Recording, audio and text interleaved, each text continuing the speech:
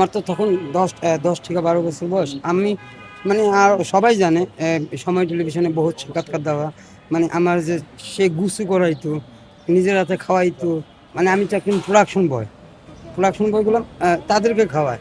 আমি তাদেরকে খাওয়াইতে গিয়ে আমার উল্টা খাওয়াইতো। সেই ক্ষেত্রে মানে আদালতের প্রতি শ্রদ্ধা রেখে মানে কবর থেকে মানে আমি আজ কয়েকদিন ধরে মানে মানতেই পারতেছি না আমার ভাইয়ের মানে আমার বাইরে যে করে।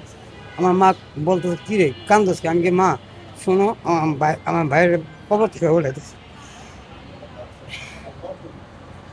আর কিছু বলতে পারতেছি না। মানে এটা আমার খারাপ লাগতেছে। এই যে আমি মোহাম্মদ জনাব থেকে নরসিংদী মনোজি আসছি। আমি সালমান ভাইয়ের দীর্ঘদিন যাবৎ যতগুলি প্রোগ্রামের চেষ্টা করি, সতত ব্যস্ততা থাকার পরও আমি আসি। অনেকগুলি প্রোগ্রাম করেছি আমি।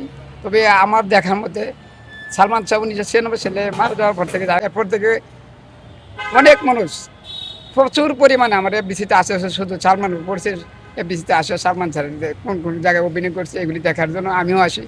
আমিও সালমান ভাইয়ের কারণে এফডিসিতে প্রায় সময় আসি। এই আজকেও আসলাম, শত ব্যস্ততার মাঝে আজকে আসলাম।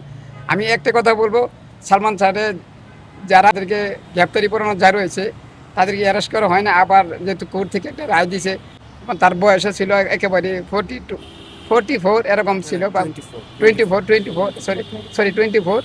হ্যাঁ, অতএব এই হার তো এত হয়েছে না, যেহেতু বাড়তি হয় না, এগুলি খুঁজে কিছুই পাওয়া যাবে না। তাই আমি কোর্টের কাছে বিনীত অনুরোধ করবো, এটা যেন সঠিক তদন্ত করে এই বাংলাদেশের 20 কোটি মানুষই চাচ্ছে যে সালমান স্যার একটা সঠিক তথ্য যেন পায়, সুষ্ঠু বিচার পায়।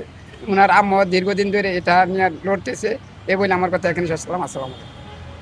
হ্যাঁ, আসলে দেখেন, আমরা যারা ভক্তরা আছি তারা কিন্তু সে 1996 সাল থেকে আজ পর্যন্ত আমরা লড়াই করে যাচ্ছি এবং এটা সত্যের জন্য লড়াই করে যাচ্ছি। তো 30 বছরও কিন্তু আমরা পিছপা হই নাই। তো যাই হোক, 30 বছর আগে মানে যে ছিল সেটাকে ঘিরে অনেক রহস্য, অনেক সবার ভিতরে একটা উন্মাদনা। তো সেটার আমরা চাচ্ছি সঠিক একটা সমাধান হোক, কিন্তু তার সমাধান এই না যে সেটা 30 বছর আগে যেভাবে সমাধান হয়েছে সেটা যদি তারা এখন চায় যে 30 বছর পরও তারা সেইভাবেই সমাধানটা করবে, সেটা কিন্তু আমরা ভক্তরা কখনো মেনে নেব না। একবার উত্তোলন হয়েছিল যখন সালমান ভাইকে যখন দাফন করা হয়, তারপর একবার উত্তোলন হয়েছিল যে সিলেট উসমানী মেডিকেলে যখন তার ময়নাতদন্ত হলো, তখন উত্তোলন করা হয়েছিল। কিন্তু তখন তো ছিল মানে 30 বছর আগে অনেক কিছু ধামাচাপা, অনেক কিছু অনলাইন ছিল না, কিছু ছিল না, মানুষকে চোখে চোখে দেখছে কিন্তু মানুষ বলতে পারেনি। যেমন আমাদের আম্মা জান বলছে যে কি জানি ডাক্তার নাকি ওনাকে বলছিল লেগেছে যে আন্টি আমরা আসলে অনেক কিছু আমাদের জানা ছিল, কিন্তু আমরা আসলে অনেক কিছু করতে পারলাম না, মানে রিপোর্টটা আমরা আপনাকে ঠিক মতো দিতে পারলাম না, ভুল মিথ্যা রিপোর্ট দিতে হয়েছিল। কিন্তু এখন 30 বছর পর যদি এই ধরনের কোনো কিছু করা হয় তাহলে তো আমরা ভক্তরা মেনে নেব না। কারণ আপনি দেখেন, সেই 2025 সালে যখন আমাদেরকে ইউনূস সরকারের আমলে যখন মামলা হিসেবে রূপান্তরিত হলো, তখন কিন্তু আমাদের আদালত থেকে জজ সাহেব নির্দেশ দিলেন যে আসামিদেরকে গ্রেফতার করা হোক।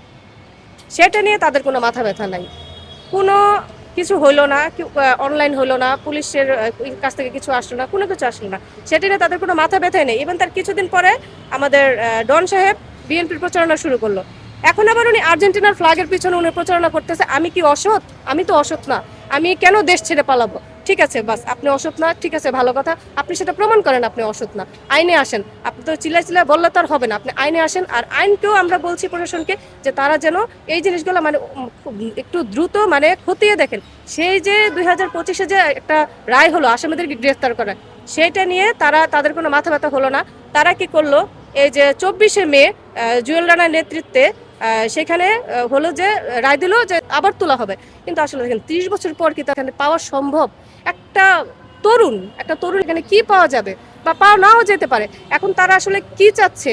কিছুই চাচ্ছে না। তারা চাচ্ছে যে এটাকে কালক্ষেপণ, ভক্তদের আবেগ নিয়ে তারা ছিনিমিনি খেলছে। এটা যদি তারা কোনো রকম উঠাইতে পারে, বা এটা যে তারা 30 বছর আগের রেজাল্টটা দিবে না, তার কি সিউরিটি আছে?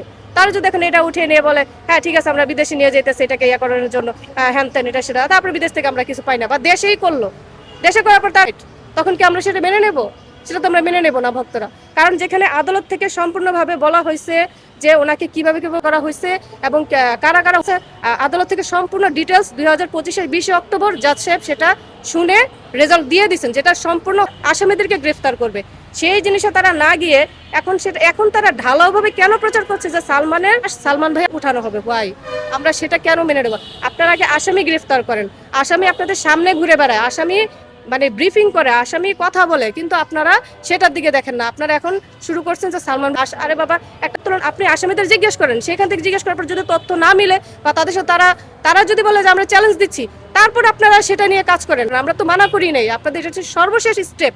তার আগে যে স্টেপগুলো আছে সেগুলো তাদেরকে পালন করতে হবে অ্যাট ফার্স্ট, তারপর তারা লাস্ট স্টেপে সালমান ভাই পালন করতে হয় তারা করবে। আমরা আইনের প্রতি শ্রদ্ধাশীল হয়েই বলছি।